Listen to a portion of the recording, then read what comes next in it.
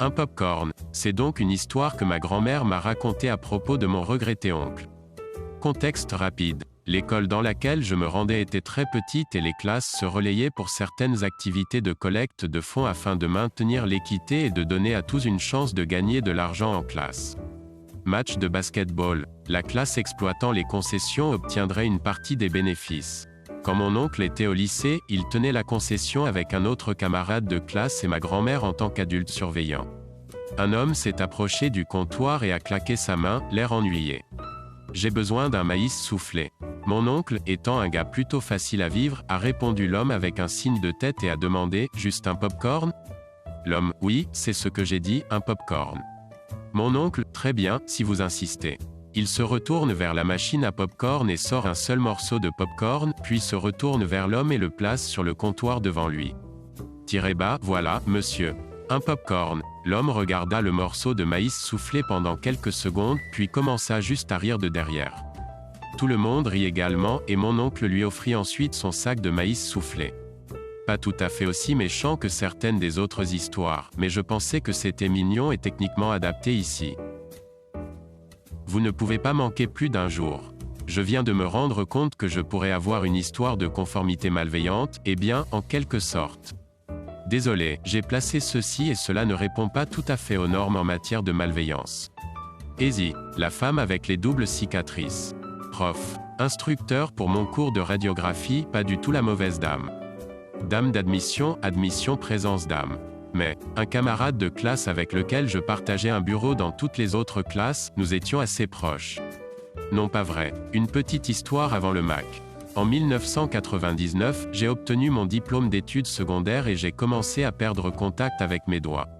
J'ai découvert que j'avais un problème appelé paralysie du nerf ulnaire. Doc dit que le nerf dans ce bras était si serré qu'il ressemblait à un élastique et que les tissus, muscles, ligaments de mes doigts commençaient à s'atrophier et à se griffer, je ne pouvais donc pas les redresser, j'étais capable de toucher des choses très chaudes parce que je ne pouvais pas le sentir. La condition m'a empêché de jouer de la flûte, du saxophone, d'écrire, de taper, à peu près tout ce qui implique d'utiliser ma main. J'ai subi une intervention chirurgicale au bras droit et j'ai subi ce qu'on appelle un transfert de nerf ulnaire et une épicondylectomie. Point. Cette procédure implique de repositionner le nerf cubital qui vous permet de sentir, déplacer le côté gauche de votre annulaire et tout votre petit doigt. Ils ont également coupé une partie de mon os drôle pour permettre au nerf de glisser sur la zone sans devenir étiré ou empiété. Donc, sur mon bras droit, j'ai une cicatrice d'environ 10 pouces de long que je dissimule avec des chemises à manches longues. C'était une douleur dans le cul. Je ne pouvais rien faire de la main droite et je suis droitier. À l'époque, j'étais dans un collège communautaire et je devais donc comprendre comment faire les devoirs, les laboratoires et autres avec une seule main, tandis que l'autre guérissait, douloureusement. Je ne pouvais pas aller à la pratique du quatuor de flûte pour ce qui semblait être une éternité. Alors maintenant que l'histoire est terminée, nous avançons un peu. En 2000, j'ai décidé que je ne voulais plus faire de collège communautaire, mais plutôt aller dans une école de métier. Je me débrouillais extrêmement bien, grâce à mes études antérieures en biotechnologie et en art de la scène. Point. Donc, environ 6 mois après le début du programme d'assistance médicale et de radiographie limitée de 10 mois, j'ai eu une récidive de paralysie du nerf ulnaire. Il devenait de plus en plus difficile de faire des prises de sang, des injections et des ECG, alors je suis retourné chez mon chirurgien et il m'a confirmé que je l'avais dans mon bras gauche maintenant, mais pas aussi sévère que le droit. J'aurais encore besoin d'une intervention chirurgicale. Je voudrais juste garder mon épicondyle cette fois. Je suis retourné à l'école et j'ai dit à l'école que je serais opéré et que je ne pourrais pas faire grand-chose. Je n'avais pas beaucoup de temps pour parler, j'ai donc laissé cette information à la secrétaire du bureau des admissions pour me rendre à mon cours de radiographie. À peu près à mi-chemin de la classe, un membre du bureau des admissions nous a appelés, moi et mon professeur, dans le couloir. Dame d'admission. Donc, avec votre chirurgie, savez-vous quand cela va arriver et combien de temps vous serez absent? Prof. Tu es opéré? Elle avait l'air un peu inquiète mais je ne savais pas vraiment pourquoi. Moi, oui, je dois faire bouger le nerf cubital du bras gauche. Le professeur a regardé la dame des aveux.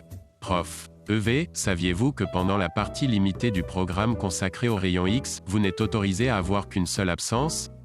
Vous devez être ici pour chacun des cours ou suivre le cours au complet, encore. Moi, nous. J'ai regardé le secrétaire des admissions. Moi, il n'y a pas d'exception médicale? Même si je parle avec le doyen, dame d'admission. Non, il n'y a pas d'exception. Femme d'admission me dit que j'ai une décision à prendre. Faites l'opération et reprenez le cours de radiographie au complet ou remettez-la à plus tard. Après m'avoir dit cela, elle retourne à son bureau et nous retournons en classe. Après que ma professeure donne son cours sur les cathodes et les anodes et que certains étudiants commencent à faire des rayons X sur les fausses parties du corps, je suis assise à mon siège, mon bureau était de l'autre côté du sien, le bureau est s'assied sur le bord du sien. Prof, savez-vous ce que vous allez faire?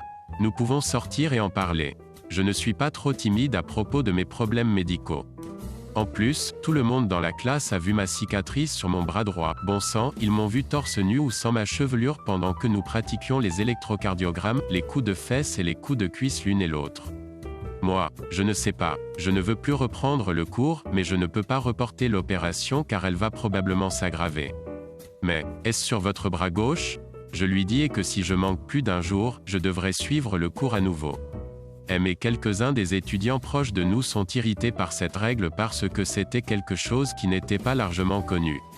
Je ne le savais sûrement pas. Prof, savez-vous si vous passerez la nuit à l'hôpital? Moi, la dernière fois, je ne pouvais pas fonctionner pendant des jours à cause des médicaments d'anesthésie et de la douleur. Elle réfléchit une minute. Prof, quand est la chirurgie? Je devais chercher ça dans mon dossier médical pour cette histoire. Moi, 25 mai. Elle sourit un peu à cela. Prof, donc, voici ce que nous allons faire. Vous allez vous faire opérer le 25, avez-vous quelqu'un qui peut vous conduire? Moi, je pourrais demander à mon père. Prof, bien. Le 26 est un vendredi, vous aurez le week-end et les vacances, et l'école ne sera pas rentrée avant le 31 afin que vous puissiez passer 5 jours à la maison. Demandez à votre père de vous accompagner en classe le 26. Vous pouvez dormir à votre bureau. La règle dit qu'il faut être en classe et non pas que l'on doit être éveillé. Assurez-vous d'apporter des sacs de glace, des médicaments et quelques oreillers. Moi, qu'en est-il de la conférence? Mais, je vais photocopier mes notes pour vous et écrire ce que vous devez lire pour la classe. L'enseignant tend la main vers son bureau et sort un agenda. Après avoir basculé vers le mois suivant. Prof, nous allons passer en revue l'anatomie des os du squelette inférieur, il devrait donc être assez facile de passer en revue et d'apprendre du livre. Ainsi, le lendemain de mon opération, mon bras est enveloppé comme une momie dans du coton sanglant, des bandages en ace et un corset en plâtre, et je tombe dans le bâtiment après avoir dormi pendant tout le trajet jusqu'au campus. J'entre, pose mes oreillers pour poser mon bras, un sac de glace dans la zone générale de l'incision et des points de suture, bien que je puisse à peine le sentir, quelques-uns de ces sacs de glace que vous serrez et qui sont froids. Et une bouteille de Vicodin qui contenait assez de pilules pour donner à chacun au moins 1 et 1/2 pilule. Peu de temps après, je me suis endormi contre le mur et je ne fus réveillé que lorsque j'ai commencé à gémir un peu de douleur et que May m'a demandé de prendre une autre pilule. La journée ne pouvait pas se terminer assez tôt et quand j'ai dormi tout le chemin du retour après que mon père m'ait récupéré. May m'a envoyé ses notes et j'étais reconnaissante. À la fin du cours limité de radiographie, j'ai acheté un gâteau en feuilles en classe pour remercier mes camarades de classe de leur aide et pour célébrer le passage à notre prochain cours. Diplômé en janvier 2001, il a été embauché sur le site où j'ai effectué mon externat.